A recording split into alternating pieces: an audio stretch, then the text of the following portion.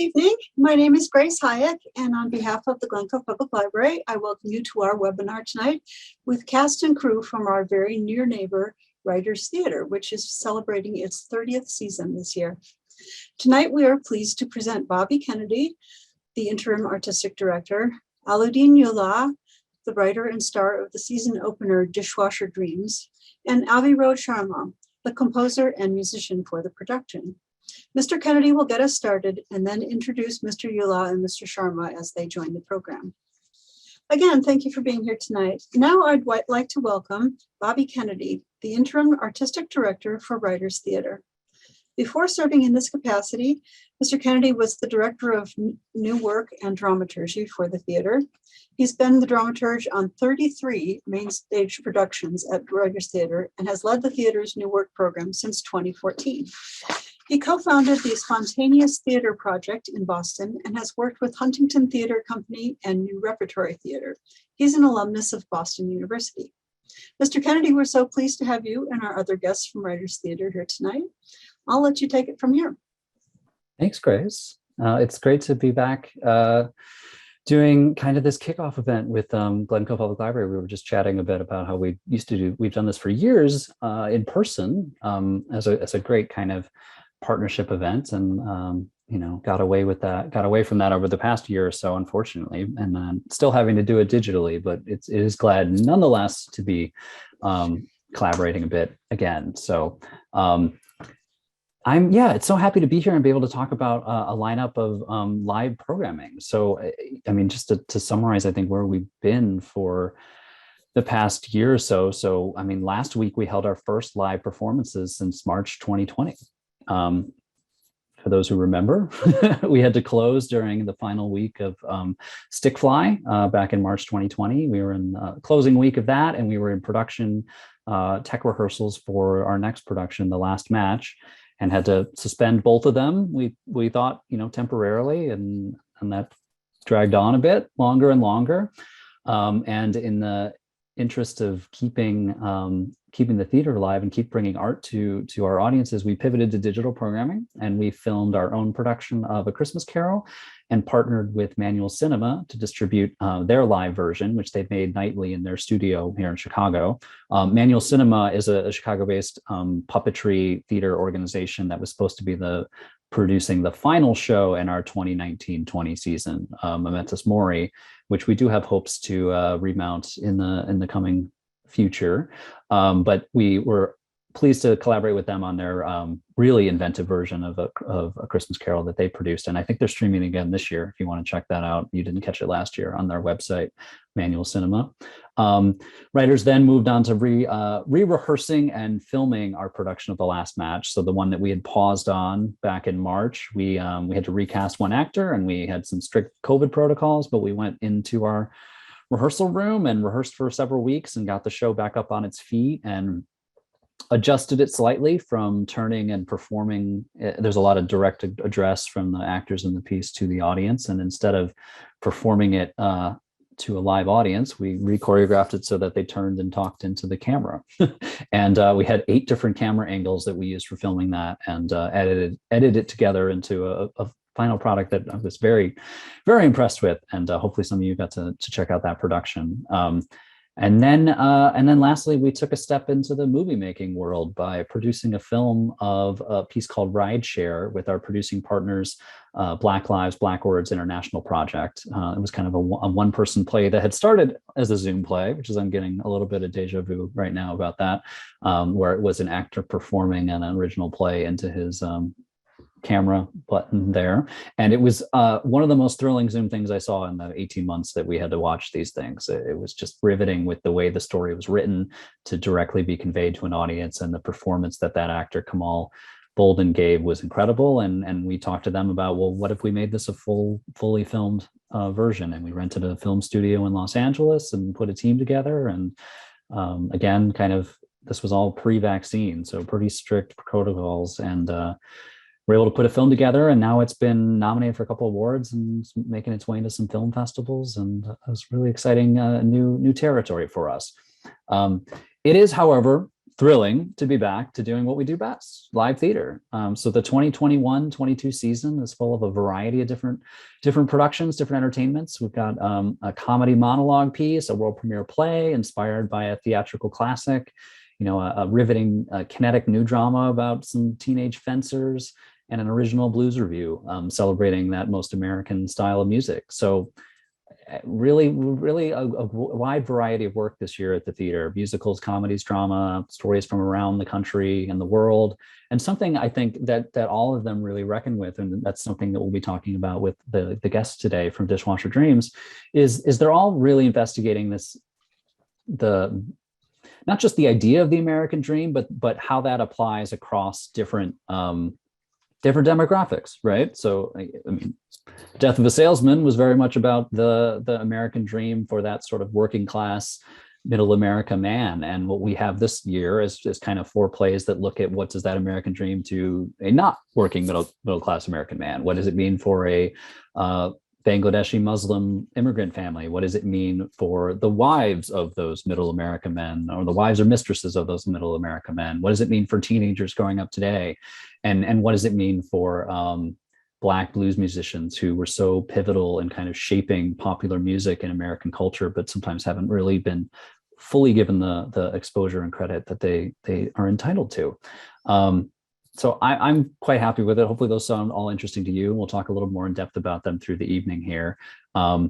As I said, we did start performances last week, and we've got a couple new rules we're doing, obviously, in this world of COVID that we exist in now. Writers Theater is requiring audiences to show proof of vaccination or a negative test to enter the building and come to a play. Masks must be worn at all times indoors. And we're not doing any up close encounters with artists, like post-show discussions or anything. But otherwise, it's mostly the same. We've got a great performance. We've got the same great intimate theater and space that you remember. The concession center is open. We're selling some merchandise options, including a CD by the musician performer that is going to join us tonight.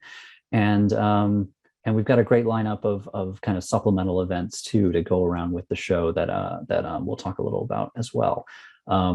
So it is still very much trying to capture that amazing experience of live theater that hopefully you all agree with and share. And there really is a way to get that back now to both have a safe and enjoyable time at the theater. And so I'm hopeful I can convince you of that tonight, and also just get you very excited about the four productions we have. So let's dive in. So the first production that we have running already in performances is called Dishwasher Dreams, which is written and performed by Alaudin Ullah.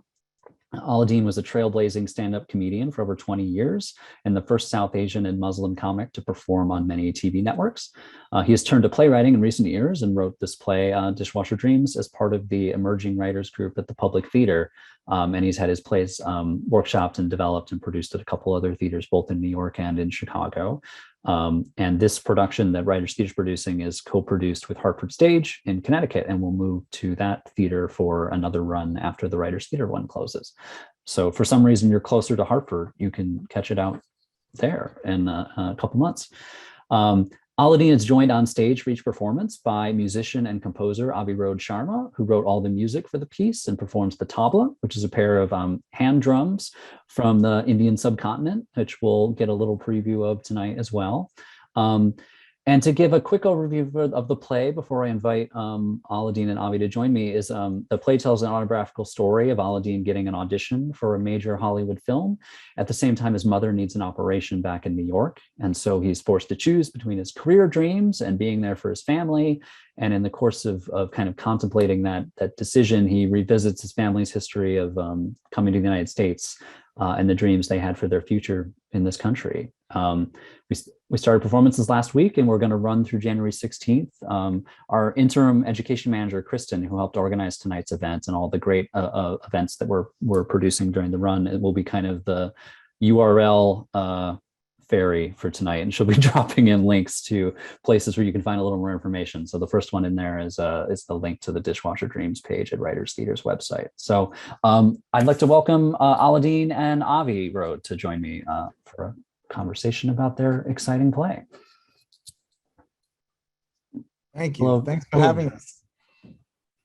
Of course. Thanks for coming on your night off. So this is one of the nights that we don't have performances at theater, and here I am asking them to do more for me. So I really appreciate you taking an hour out of your Tuesday night to talk with us.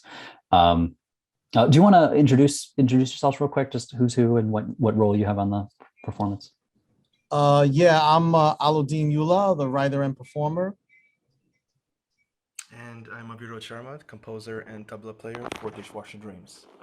Great, thank you. And thank you so much for coming, and again for the wonderful production that we have running at Writers Theater right now. You've had to tell me this so many times, Alaudin, and so many interviews we've had, but let's do it again.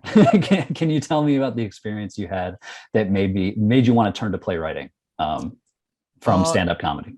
Yeah. I think what happened was when I got into stand-up comedy, my career was doing really well.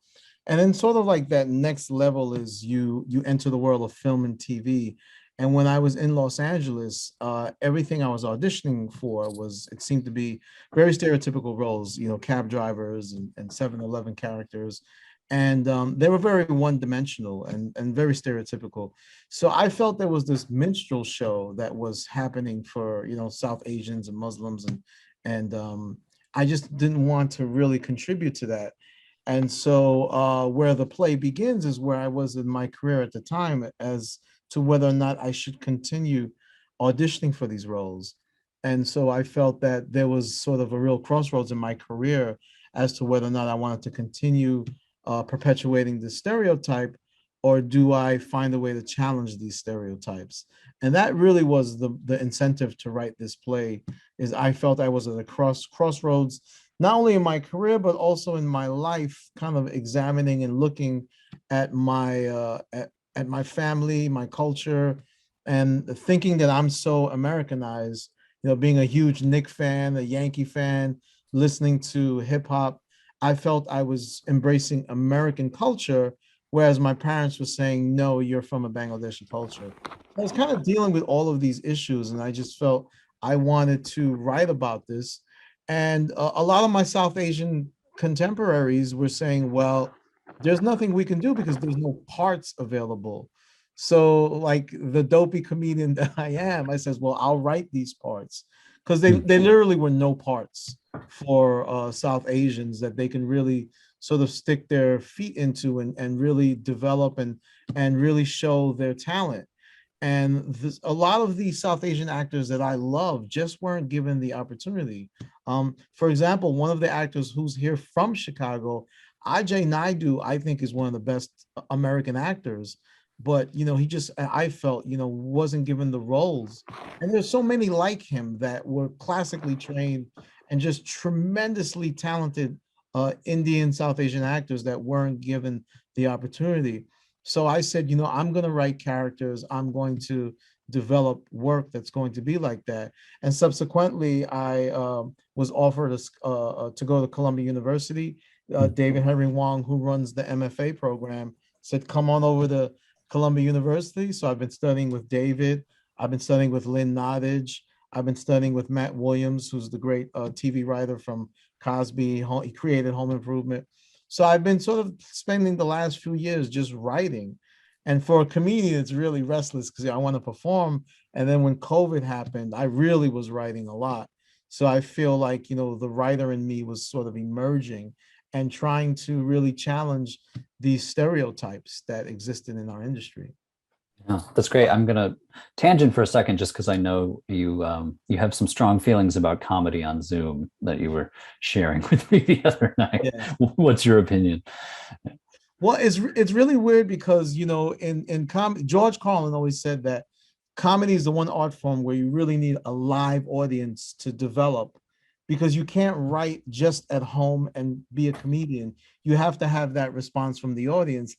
And with Zoom, it's really awkward because you're doing material and it's almost like you're performing in this matrix where you're waiting for a response. Mm-hmm. And then sometimes the audio isn't the same. There is an amplification. And for a comedian, you're relying on that amplification, the mic, and it feels like really weird. And for me, I'm craving for a live audience. So when we started previews last week, I was so excited because I've been stuck in Zoom for like almost 2 years. And I felt like I came out of the matrix and was in front of like real people, hearing laughter. And I know it sounds simplistic, but hearing laughter is magic. And for a comedian, it's like what we rely on. So to be back in front of a live audience and hear laughter, hear applause was just exhilarating for me. That's great. Can I throw that question your way too, Avi? Were you doing a lot of music classes or performances over Zoom during the pandemic?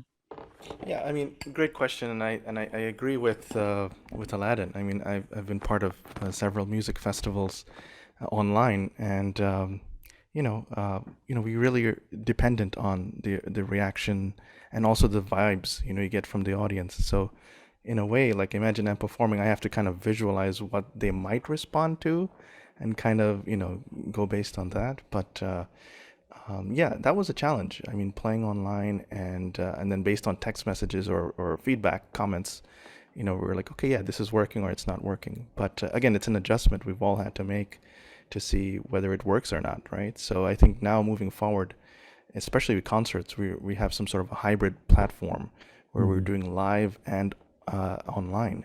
So I think we're still trying to find that medium, especially for concerts and live events. Yeah. Yeah, I have talked a little bit about that production rideshare that we produced last year that started as a Zoom piece, but really wanted to live in a more larger, fully produced context. And you can get a little bit out of it, but there is something missing, I think, as both of you guys said. So. Absolutely, yeah. Yeah. Alaudin, you talked about being stuck as a writer so much over the past few years and, working on this play and then now finally getting to perform it again. What have you enjoyed?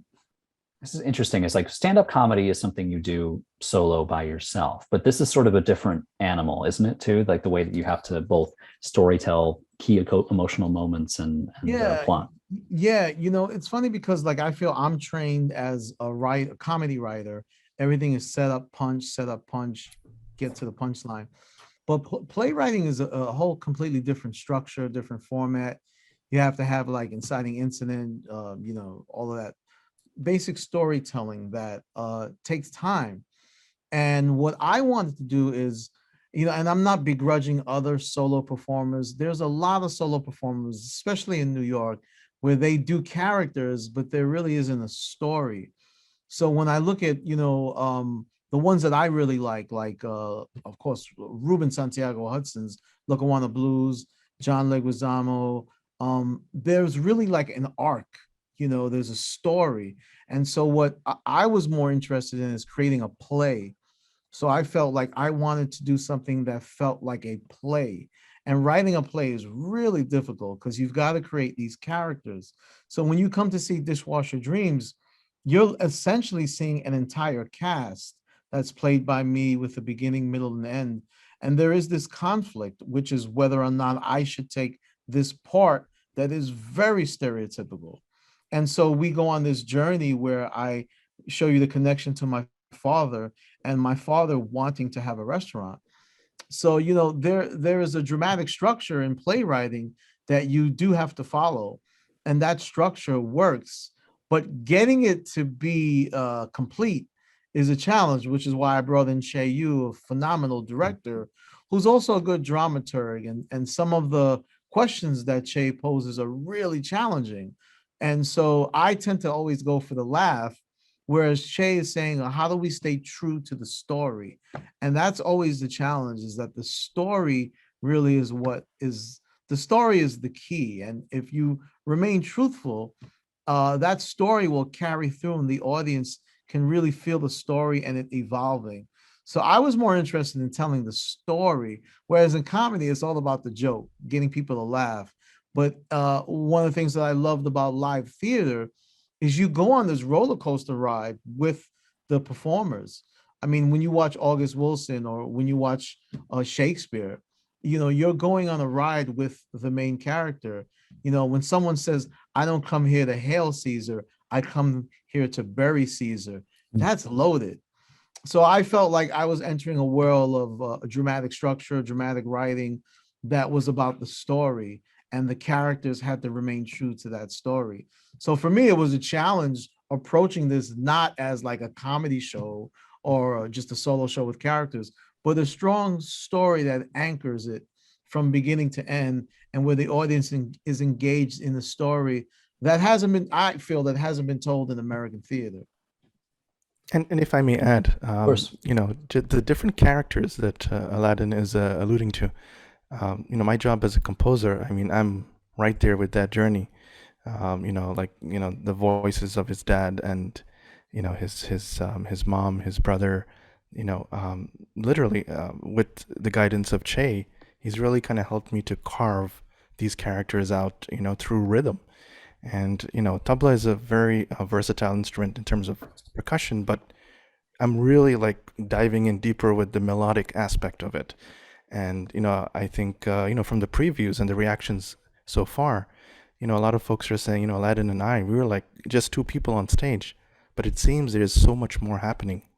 And I think, for your viewers, I think it's a special treat, I think, to see something like this where we're using tabla in a very non-traditional context. You're seeing the soloing aspect, you're seeing the accompanying aspect, but more importantly, we're seeing the scoring, how we're using tabla to score this piece. And I think it's really magical.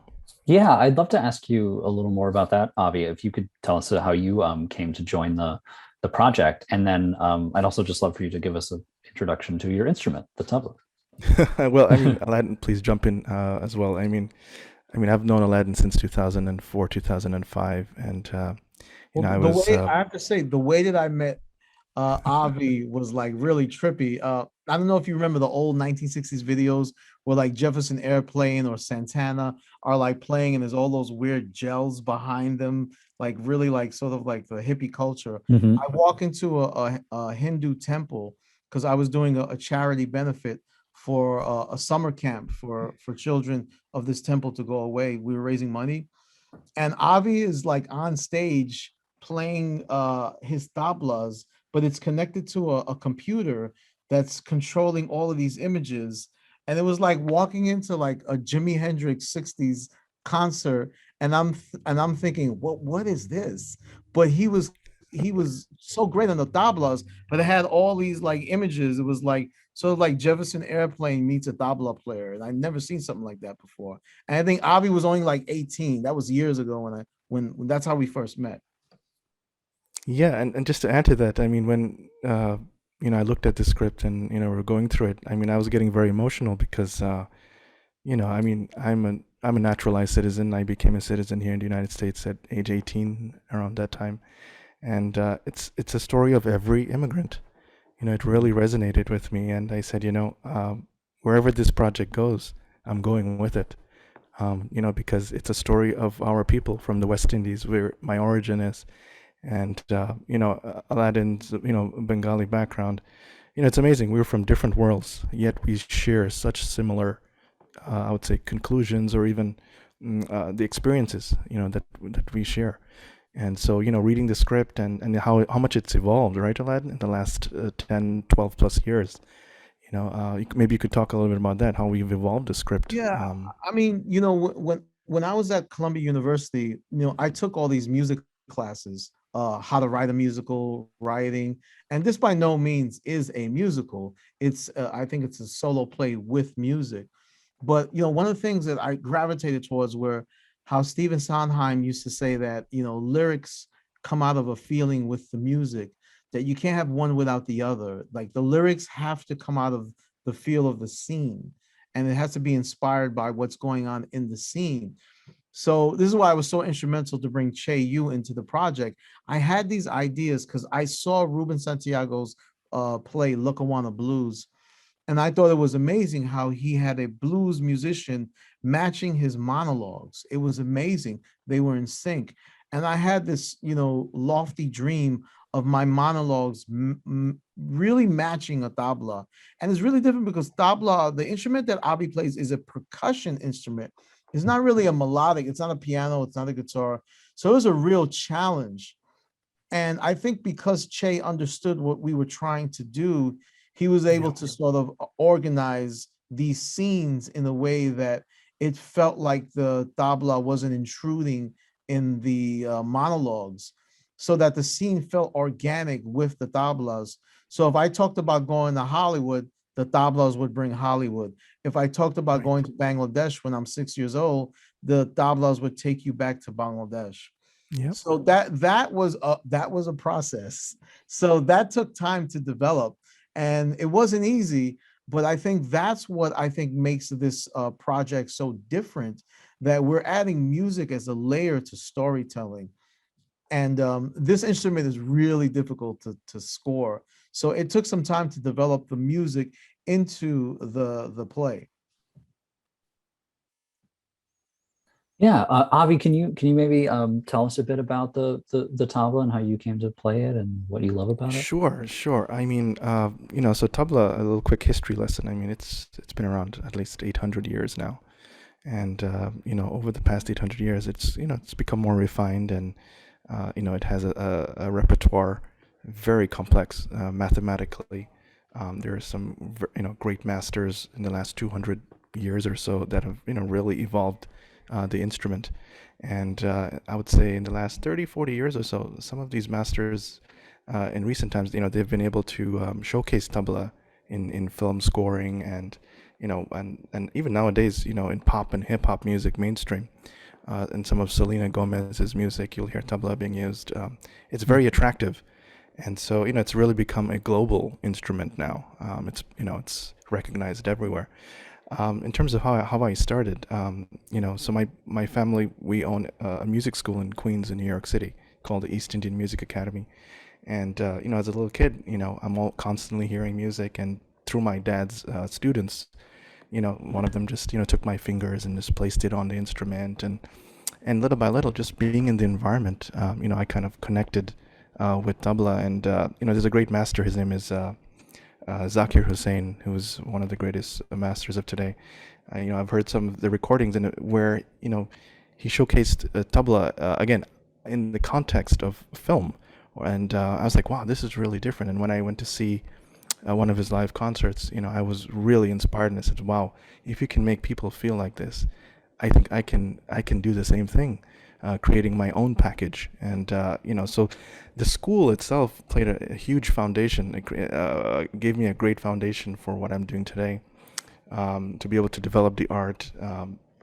And growing up in New York City, you have Spanish, you have hip hop, all this musical influences, and even for this play, coming back to the compositional aspect, there are parts where we're going into Spanish Harlem back in the 1940s and 50s, and to be able to score that on tabla, to create that kind of clave, rumba clave, using that rhythm and bringing it through an Indian drum. It's different, right? But you'll still get that Spanish feel. Whether we're going into West Indian music, some of the most popular forms, the genre is calypso in the West Indies, and so the rhythms there, I've kind of brought that into tabla playing as well for the play. So world music, traditional music from around the world really inspired me as a teenager, and it's really kind of influenced me to become who I am today. So tabla has always been there. And I'm very fortunate to be part of this. Bobby, I'm very grateful that you've hosted us here at Writers Theater. Yeah, we're so happy to have the both of you. Did you want to try and play us a little something, Avi? It's why you've got this great setup that you've got. Yeah, sure. In your Just hotel give me room. a second if I'm just readjusting here. I mean, so one, I think, quick moment, from the play, Alaudin can talk a little bit about it. There's a part where he's, with his mom, and he's telling them that, hey, I'm going to become a comedian. And, and then she basically responds and says, well, get out of my house, you crazy American bum, And so there's anger that comes through his mom's voice. And in tabla, we can also convey these emotional, feelings through the rhythm. So for example, let's say, get out of my house. Dita dita kreda dita, right? So the vocalization of tabla can be felt that way. So for example, right? Hold on one second. Yeah, let's make this a little I'm sorry about that. Right. So for example, right, can you hear that? Yeah. So it's very, that anger, it's very strong. And you know, right? So the tabla itself is, like I said, the notes, for example, we have the vocalization, the syllable phrases of tabla, like for example, na, right? And you know, Aladdin's cousin, his name was Nada, you know, which ironically are notes in tabla, you know. So we kind of had fun with that on stage as well. So when he's saying nada, nada, I'm actually playing those notes on tabla. Nada, nada. Right? So it actually, you know, I don't think Aladdin was aware when he was writing that into the play. But as soon as I heard that, I was like, oh my God, you were like channeling tabla notes here. And that's so cool. Yeah, there's also things that, you know, we wanted to get timing, like, Sure. you know, and that's why music accentuates the point. So I wanted to show the audience like how Americanized I was. Sure. So we grew up in New York. Like my brother and I, totally Americanized. Avi's Americanized. So when they would take us to see Bollywood films, we just thought like this is an absurd, over-the-top concept of film. So when we would watch these films, every time there'd be an intimate scene where a man or woman about to kiss or make love, suddenly out of nowhere, they stop and start singing and dancing. Dum chale, dum chale, dum chale, dum. Now, that like is an example of, if I did that without the tablas, it wouldn't be as funny and you wouldn't feel the Indian films. But by tablas, it's showing you like this 6-year-old kid is looking at this film going, what the hell is this? So I felt that the tablas really like accentuated. It gave it the ketchup to the hot dog that gave it that extra flair of the scene. And there's many moments in the play where the tablas just adds that lovely layer of extraness that gives the scene, it's sort of like, you know, it's real full, robust, like, you know, bow tie to the scene. And this is why I just love the instrument, because the story that I'm telling in the world of tabla, it matches like perfect. Yeah. Yeah, and just for your viewers, I mean, just to kind of demonstrate the melodic side of it, I mean, you guys know the Pink Panther theme, you know? It goes,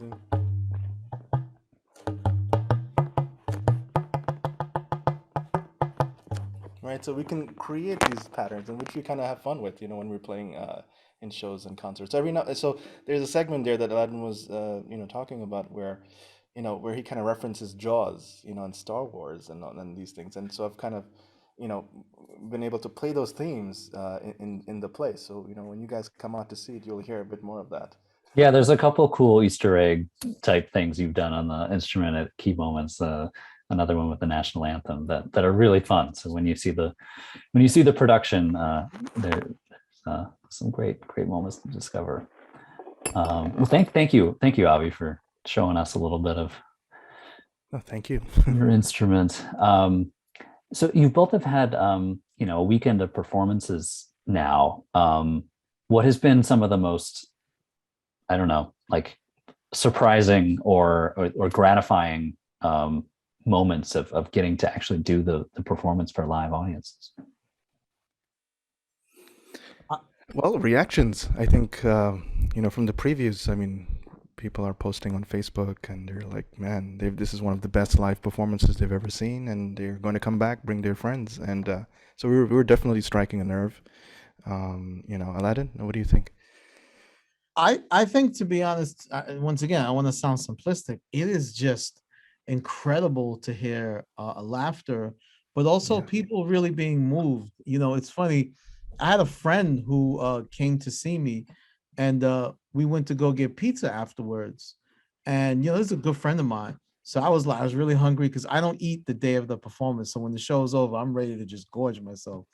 So I'm like about to eat the pizza and, you know, whatnot. And my friend is like really getting emotional, telling me like, you know, I've known you for a long time. I didn't know this side of you. And then they were sharing with me about how they just recently lost somebody, their mom, and how much they felt this connection. So, I mean, the goal of this play was always to like find a connection to the audience. So that way it would be deeper than just comedy, but to really have a connection. And I know with Zoom, look, I love film. I love sitting and eating popcorn and watching Netflix as much as anyone. But what drew me to theater is that that live performance, you're sharing that moment with the audience in person. And I wanted to really connect with an audience so that they can see something that they've never seen before. And I don't, to me personally, I don't care what ethnicity is in the audience. I just want them to feel. And if they can feel, I feel like Avi and I have done our job. I want them to understand that, these were people who came to America with dreams and didn't know what they were doing. And this generation, which is the younger generation, we had no clue what our parents were going through. I took it for granted. And I know there are many others who look at their parents and go, yeah, well, I never thought of my parents as teenagers. I wanted to show the audience that there was a world that existed of these immigrants who came to America when they were young, when America was going through its most turbulent changes from the 40s to the 50s to the 60s. And so I'm trying to recreate that. It's kind of like I'm time traveling and taking the audience on a journey to time travel. And when the audience really reacts and are emotional, they laugh and they even cry, I feel like that's something that's just not the same on Zoom. I really cherish that live and in person, which is why I love live performance. So I'm just really grateful that we have an audience that is back live and in person that I can share these moments with, because I love performing live. Yeah, that's incredibly well said, Alaudin, and all the reasons that I was moved by reading your script for the first time, and I'm so glad that we were able to bring it to the stage here and then on to Hartford. I think there's two other opportunities you viewers can have to spend a little more time with these gentlemen beyond seeing the play, which of course we hope is your number one priority. Alaudin and I did an interview last week that's going to be released later this week as part of our podcast series, The Green Room. So you can find that podcast on our website or your favorite podcast service. Again, it's called The Green Room. And Alaudin and I talked for almost an hour, I think, about your career and your influences and your family. So there's so much more to your story and your career that people can hear at the link Kristen just shared. And then Avi has been helping organize a concert of South Asian music and musicians that we're going to hold at the theater on Tuesday, December 28th. It's titled Ganar Ashore, which is a Bengali word for kind of a musical gathering. And you can find information about that concert on the WT website too. It'll be Avi playing tabla and a couple other musicians playing on the basuri flute and a vocalist and a guitar player. We're really excited about both of those events, but I thank you both for taking some time out of your evening to join us.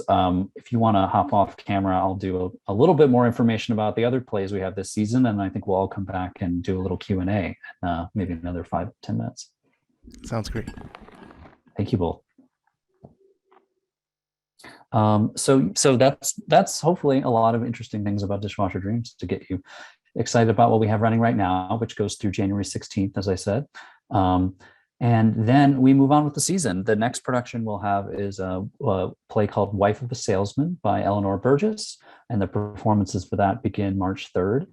It's a world premiere play that is a co-commission between Writers Theater and Milwaukee Repertory Theater that we've been developing for a couple of years. So for those of you, a commission is a play that has been expressly kind of contracted and paid for as particular theater. So it was born out of Eleanor and I meeting several years back. She came to Chicago to see, take some meetings, I think, and she came to see our very first play in the new building, Arcadia, and we had a great conversation and kept in touch. And I thought she was really talented and continued to write even more exciting plays. And we were looking for some more commissions to do, and she pitched me a couple ideas, and one of them included this play, the idea for this play, Wife of a Salesman, which just on the title alone sounds interesting, right? But it was the pitch that she had, was what if there was a play where the wife of a particularly iconic American theater salesman, found out about his indiscretions and drove up to Boston to confront the mistress that he'd been having an affair with. great premise, right? I mean, it sounds like a deleted scene from that very famous play, but much more than just a good premise and deleted scene. Eleanor was inspired to write it based on a couple different things. Wanting to examine classic American theater, and particularly kind of key in on like where do women fit in these plays that are almost singly focused on the experience of the men at the center of them, and yet there are these two characters Arthur Miller wrote into Death of a Salesman, but there has to be so much, probably more, to what they're going through in their life that she was interested in exploring, just because based on her own conversations she was having with her two grandmothers who had very different life stories and the way that they navigated mid 20th century society. And she felt like actually the way that they talked about what they saw their role in the family and in the role in society was back in the 50s, were very different worldviews, and can kind of be a fun premise to flesh out these characters and explore a play with.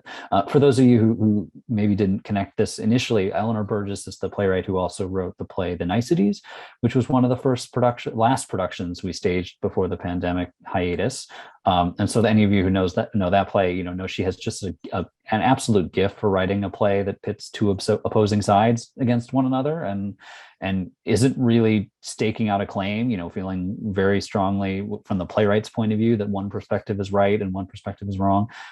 She's really letting these characters make their best arguments with each other and try to get their point of view across. And that's what she's doing very much in Wife of a Salesman with, the wife, the characters' names are the wife and the mistress, and the way that they've chosen to navigate their worlds. With the wife, you have somebody who got married, had kids, took care of the house, got dinner on the table, did everything that was expected of that role, and yet here she is at the possibility of losing it all, and she doesn't feel like she did anything wrong. And then you have this other character, the mistress, who has sort of opted out of that traditional life path, and is trying to live more for herself, more for what she can get out of life, and have dreams for herself that aren't dependent on being part of being someone's partner or someone's spouse, and wants to see her life continue in that way. And so the play is really kind of just an examination of what happens between those two. And despite its potentially inflammatory, inciting incident, right, this confrontation between two people, it is much more of a nuanced kind of language-based exploration of these things, and makes a surprising turn, so that it's commenting on more than just the 1950s. It's commenting on our own times as well. So that production is going to be directed by Jo Bonney, who's a pretty high-profile director from New York. She's directed the original productions of several plays that were highly acclaimed recently. Susan Laurie Park's Father Comes Home with the Wars, Martina Majok's Cost of Living, which won the Pulitzer Prize for Drama a couple years back. And Jo and Eleanor have assembled an incredible cast and design team. And it's just another really exciting world premiere play that's gonna be here in Glencoe for its very first outing, and then hopefully on to Milwaukee and beyond afterwards. And it's just another example of kind of this initiative we've had over the past few years at Writers Theater too, of just really taking the opportunity to reinvestigate classic theater and allow some newer voices and some diverse voices, tackle what have traditionally been, white male dramas, and see where they can find some new material in there. And I'm very excited with what Eleanor has uncovered with that play. So that's up next. And then third in the season will be a new play, a play called Athena, which will be the only production we do in our Gillian Theater this season. That's the 99-seat black box flexible space we have on site there at Writers Theater. And performances for this play begin May 5th. It's by playwright Gracie Gardner, and it was produced in New York in 2018 and had a really successful kind of off-Broadway run, but got really great notices in the New York Times and a sold-out production. And then it was recently just performed in London, a co-production between the National Theatre and the Yard over there as well. So fresh from New York and London, coming to Chicago for the first time, Athena. And actually, the playwright, based on that London production, has made some new rewrites to the script. So, in fact, what you'll be seeing here in Glencoe is like the next most improved version of the play, which I'm very excited about. So Athena is the story of two 17-year-old girls, Athena and Mary Wallace, who meet in a fencing competition. Both are striving to make it to nationals and get scholarships for college, get recruited. That's kind of how they've made their plans for the future. But as is often the case in competitive sport, right? Only one's going to make it. They know that training with each other might improve their skills, but at the end of the day, they're still competitors, and they're struggling with trying to remain that fiercely competitive edge while actually kind of becoming friends with each other and facing everything that a 17-year-old girl faces in this day and age.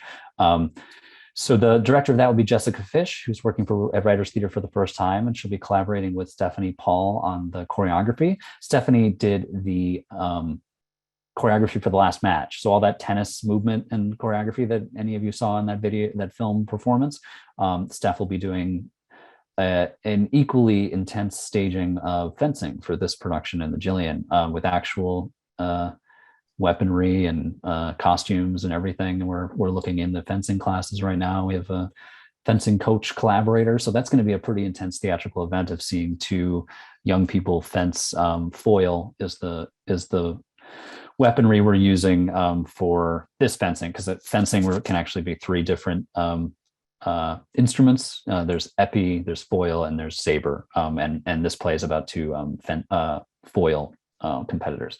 So they'll be doing that pretty intense sport right there on a fencing piece laid out in front of you in the Jillian Theater. So that should be a pretty immersive, incredible experience there. And then the last production this season, closing out the year, will be another world premiere called Pearl's Rollin' with the Blues.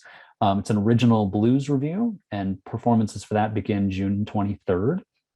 It's created by the team of Felicia P. Fields and Ron O.J. Parson, who collaborated most recently at Writers Theater together on Ma Rainey's Black Bottom, the August Wilson play we did about 2 years ago. Ron O.J. is a director. He's directed many times at Writers Theater, including Stickfly, East Texas Hot Links, The Caretaker. He's a resident artist at Court Theater and directs once a year there, and often at Timeline Theater as well. One of the most accomplished directors in Chicago working right now, and one of my favorites. And Felicia is an actress who, as I said, was in Ma Rainey's Black Bottom. That's the only time she's performed at Writers Theater, but she performs quite a bit around Chicago, and was nominated for a Tony Award for her role in the original production of The Color Purple when that went to Broadway. And she's also made a kind of a career for herself performing blues reviews and concerts around the country, and just has a real knowledge and passion for that music that she wanted to put into an original show here that's going to include a lot of autobiography from her own kind of journey and story. And one thing Felicia has said all along is that while she wants to have a little bit of drama and a little bit of storytelling, her main goal here is to put a good performance together and entertain. And so the kind of frame they came up with for this new review was Pearl is sort of the alter ego Felicia will be acting in. It's what her middle name, the P, stands for. And so she's kind of came up with this blues singer persona who's been performing, her whole entire life, and has, accumulated all sorts of stories and all sorts of knowledge about the music. And backstage before a gig, she's hanging out with her band, and they're swapping stories and really kind of teaching one of the newer people there the legacy and the history of this music. And something both Felicia and Ron really wanted to key into over the past year was just this idea of giving exposure and credit to artists of color who've been overlooked, I think, by American culture. And the blues is such a prime example of that, and how influential it has become on rock and roll and pop music, and even in its own time, how many songs and compositions were created by these Black artists who didn't get the exposure for it. That Little Richard wrote these amazing songs, but then a white artist would cover his music and it would chart higher. Elvis Presley, even for his groundbreaking, he was, many of his songs were originally blues songs from Black performers that he made more money off of. And those are just the famous ones, but there's so many that are not even known. And I think Felicia and Ron are going to have a little have some exposure to those kind of hidden histories of the blues through this show. And then that's the first half where they're hanging out backstage telling stories, and then they take the stage and they perform a full energy, high throttle, full throttle concert for you of just a knockout blues show. So that'll be in our Nichols Theater again at the end of the year. Performances start June 23rd, and should be a nice way to close out what is a pretty well-rounded season. So I think we have time now to do some Q&A that's coming in over the chat. So I'll let Grace and Alaudin and Avi join me again, and we can answer anything else that you want to talk about. Thank you for this. What a fun discussion, all of you, and the demonstration at the Tabla was fantastic, and it was great to hear your stories, both of you. Bobby, thank you very much for a wonderful, comprehensive description of the season to come. All of those plays sound marvelous, and to see them in person, hooray. Yeah. I think a lot of people can get into that. You're welcome to put your questions into Q&A, people who are watching. This is a good time for that. There is one person who addressed us over the chat, and she's curious if the play will go to San Diego, because that's where she's watching from, I think. And any plans for taking it beyond Glencoe? We're trying to do something on the West Coast for the next season. We haven't quite figured it out, but I think that was Linda Ullah who asked the question. Yes. But in the meantime, if you go, a lot of the research that I did was turned into a book and a documentary. So there's a book called In Search of Bengali Harlem. That's the first wave of Bengali men that came to New York. In the play, I said they landed in Spanish Harlem, but they actually were in Harlem, from like 1890 to the 1960s, and a lot of them married African-American and Hispanic women. So that book is called In Search of Bengali Harlem. It's on paperback. You can get it on Amazon now for like $2. And if you go to our website, Bengali, Bengali, Bengali Harlem, you'll see excerpts of it, interviews, and also a clip of a documentary that we're working on for PBS. It's almost finished. And I think I'll be in San Francisco sometime in the spring, because we're doing a couple of festivals on the West Coast. So there's a book, there's a documentary, and we're hoping to take this play somewhere on the West Coast. As my director says, just worry about this week. So we're really trying to, because I'll be perfectly honest, we're still, I feel like, learning about the show, and it's every day I'm learning something new about the show. So I hope to next season in 2022 to 2023, bring it out in the West Coast. As everyone from my agent to my director Chase says, it will get there. Just focus on the show. So I would like to say yes. I just don't know what the plan is for next season, because we're just launching the Writers Theater 30th anniversary season. So we're just sort of getting out the gate right now. Or as to use the baseball reference, we just got in the batter's box. Right. And we somehow went this whole conversation without talking about baseball, but that is also a very big part of Alaudin's I also have to say, one of the things that I love about the Writers Theater, I'm such a huge sports fan. So they did, tennis last year and fencing this year. Like, I don't know any other theater that has done back-to-back plays with themes of sports. It's phenomenal. And the set that I saw of the tennis play was incredible. Thank you. Okay. We got somebody else. Marilyn says, the arts are such a universal language. Thank you for adding to and enriching my life. Oh, nice. Thank you, Marilyn. Anybody else with questions? This is your chance. Perhaps we have covered all the bases to get back to baseball again. Bengali-American. Thank you. And thank you so much for also describing the concert on the 28th.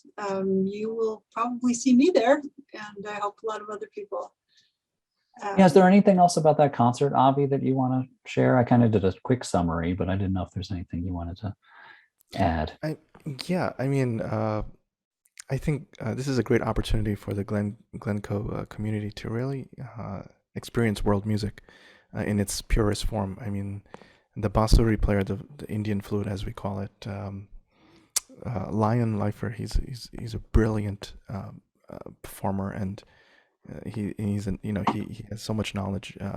His journey from Western classical music to Indian classical music really intrigued me, and we sat down yesterday, and 2 weeks back we started playing together. It was like instant magic. And then of course Palbasha, she joined us yesterday in rehearsal. The pieces are coming really beautifully together, because it's really an amalgamation of Bengali folk music, a bit of Western classical and Indian classical music that everyone is going to experience. So I think on the 20th it's going to be a real treat to kind of see these three different worlds coming together. And hopefully this is the beginning of something new here in Glencoe that will continue. Yeah, I think. Can you spell the name of the flute? I couldn't. Yeah, bansuri. It's called Basuri, right? Okay. Pronounced bansuri. Yeah. Okay, thank you. Somebody asked if the concert is going to be on Zoom. No, it'll be in person. Although I think on the website for the performers, we're going to link to their kind of YouTube and SoundCloud pages where you can find a little more about their information and their music. But this concert on the 28th will be a live event at the theater. Yeah. Okay, and to get tickets to the concert, writerstheater.org. That's right. Yeah, they're up and live now. And then for the last thing, I think Kristen can drop in the chat for us. Just if anybody who attended tonight who doesn't have tickets already, Dishwasher Dreams, we made a kind of a Glencoe Public Library promo code that'll get you a little bit of a discount that Kristen will drop into the chat, so you can use that when you purchase your tickets and come check us out. Great. It says use code GPL. Excellent. Thank you. Well, thank you all very much. I think we're going to wrap it up, and it was a lovely evening with all of you, and thank you to the participants for coming to our webinar. So thank you very much. For having us. Thank you. Thank you very much, and such a pleasure to do programming with Writers Theater. Thank you all. Yeah, likewise. Thank you, Grace. Best of luck with Dishwasher Dreams and all the others. All right. Thank you again. Good night. Take care, everyone. Good night.